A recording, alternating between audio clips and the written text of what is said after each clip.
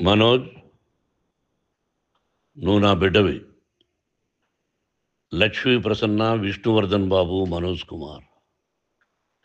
నిన్ను ఎలా పెంచానురా నేను? అందరికంటే నిన్నే గారాబంగా పెంచానురా. నీకే ఎక్కువ ఖర్చు పెట్టి చదివించాలని ప్రయత్నం చేశానురా.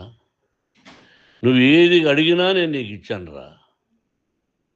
కానీ ఈ రోజున నువ్వు చేస్తున్న పని బిడ్డల గుండెల మీద తంతారంటారే, అలా తన్నేవరా. మనసు ఆవేదనతో కింగిపోతుందిరా. నేను మీ అమ్మ ఏడ్చుకుంటున్నావురా. జర్నలిజం ఉన్నది లేనిది, లేనిది ఉన్నట్టు రాస్తున్నారా. నువ్వు నన్ను కొట్టడం ఏంట్రా? నా బిడ్డ నన్ను తాకలా. ఇద్దరం ఘర్షణ పడ్డాం కొన్ని కారణాల వల్ల. ప్రతి ఫ్యామిలీలోనూ ఉంటాయిరా ఇవి. లేనివాడు ఎవరైనా ఉంటే ప్రపంచంలో ఒకరున్నారేమో, 1% ఉంటుందేమో. అటువంటి వాళ్ళ ఇంటికి వెళ్ళి కాళ్ళు గడిగి నిద్ర పూసుకోవచ్చు. భారత భాగవత రామాయణాలు చూసావు కదరా. ఏమిటిది?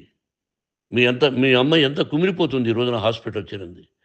నీ వల్ల హాస్పిటల్ చేరుతాను. చూడు మనోజ్, నీకు అన్నీ ఇచ్చిన ఈ రోజున నువ్వు నా గుండెల మీద తనడమే కాకుండా అపకీర్తి తీసుకొచ్చావు. ఏదేదో రాశావు, ఏదేదో చెప్తున్నావు. కొంతమంది జర్నలిస్టులు ఉన్నది లేనిది, లేనిది ఉన్నట్టు రాసే వాళ్ళ తత్వం వాళ్ళకి. ఎందుకంటే టీఆర్పీ పెరగాలి. ఇది వాళ్ళ నైజం. మనం మార్చలేము. వాళ్ళందరి మీద మన కోర్టుకు వెళ్ళలేము. వాక్ స్వాతంత్రం అంటారు, ప్రజాస్వామ్యం అంటారు. ప్రజాస్వామ్యంలో కూడా కొన్ని హద్దులు ఉన్నాయి. ఇది నీకు తెలుసు అనుకున్నా. ఎంత మంచి నటుడివి నువ్వు. నీ భార్య మాటలు విని తాగుడుకు అలవాటు పడిపోయావు. వింటున్నావా మనోజ్? ఎవరిని నమ్మాలో ఎవరిని నమ్మకూడదో పరిస్థితి తీసుకొచ్చావు. విద్యాలయాలు ఎంత గొప్పవిరా. మనం 25% కులమతాలకు అతీతంగా ఫ్రీ ఎడ్యుకేషన్ ఇస్తున్నాంరా. క్యాస్ట్ అనేది తీసేశానురా 92లో ప్రాస్పెక్ట్స్లో. నువ్వు చదువుకున్నావురా. అక్కడ చదువుకున్న బిడ్డలు ఐఏఎస్, ఐపీఎస్ అయ్యారురా. ఎంతోమంది గొప్పవాళ్ళు అయ్యారురా. నువ్వు నటుడుగా ఎంతో గొప్పవాడివి. తాగుడుకు అలవాడబడి నువ్వు నీ భార్య ఇంట్లో బిహేవ్ చేస్తున్న విధానం ఆ భగవంతుడు సర్వేశ్వరుడు తెలుసు. భగవంతుడు చూస్తున్నాడు రా. నేను తప్పు చేసినా, నువ్వు తప్పు చేసినా, ఎవరు తప్పు చేసినా. ఎంత అవకాశం ఇచ్చావు మాట్లాడుకునేదానికి అందరికీ. ఇన్ని సంవత్సరాల్లో మన విద్యాలయాల్లో ఒక్క తల్లి కానీ ఒక తండ్రి కానీ ఏమైనా చెప్పారా? ఆ బిడ్డలు మన బిడ్డలు రా. మీరెంతో నాకు అక్కడ ఉన్నవాడు కూడా నా కూతుర్లు, నా కుమారులు. ఎంతమందికి ఫ్రీ ఎడ్యుకేషన్ ఇస్తున్నావు. వాడి దగ్గర ఏది ఆశించలా. నువ్వు ఎందుకు ఇలా తయారైపోయావు? ఎందుకు ఇంట్లో ఉండే పని వాళ్ళందరినీ కొడుతున్నావు?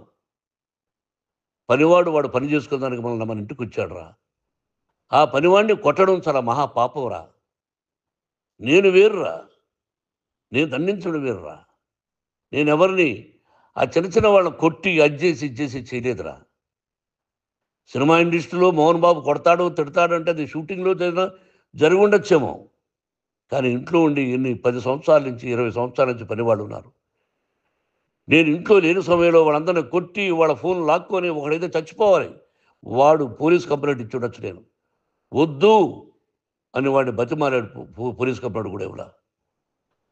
ఇంకైనా నువ్వు నీ భార్య మారి బయట ఉండండి రా అన్నాను నేను.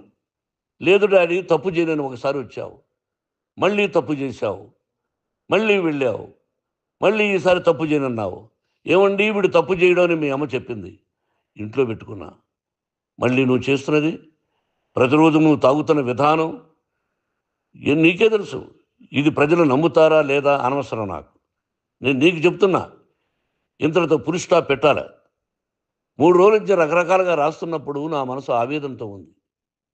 మళ్ళీ చెప్తున్నా, Mohan Babu university is greater than temples. Greater than temples.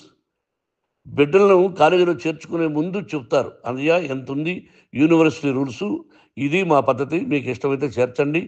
Government బిడ్డలని government ఏమి ఇస్తుందో ఇంత పర్సంటేజీ వాళ్ళకు కూడా మీ దగ్గర ఎందుకు డబ్బు తీసుకుంటున్నామంటే దానికి అర్థం పరమార్థం చెప్పాము.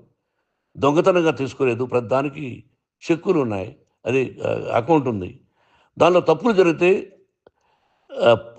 డిపార్ట్మెంట్ ఉంది. కాలేజీలో ఏదైనా తప్పు జరిగితే గవర్నమెంట్ ఉంది. ఇవన్నీ నీకు తెలుసు. ఈ రోజున ప్రపంచంలోనే నంబర్ 1గా చేయాలని మీ అన్న కష్టపడి ఇతర దేశాల్లో నంబర్ 1 యూనివర్సిటీతో టైఅప్ చేశాడు. ఈ రోజు నువ్వు చేసిన విధానం ఏమిటి? నువ్వే ఒకప్పుడు నాకు ఇవి ఏమొద్దు నేను యాక్టింగ్ అన్నావు. ఈ రోజున ఏం చేస్తున్నావు? విద్యాలయాల మీద పడ్డావు. తల్లిదండ్రులు చాలా గొప్పవాళ్ళురా.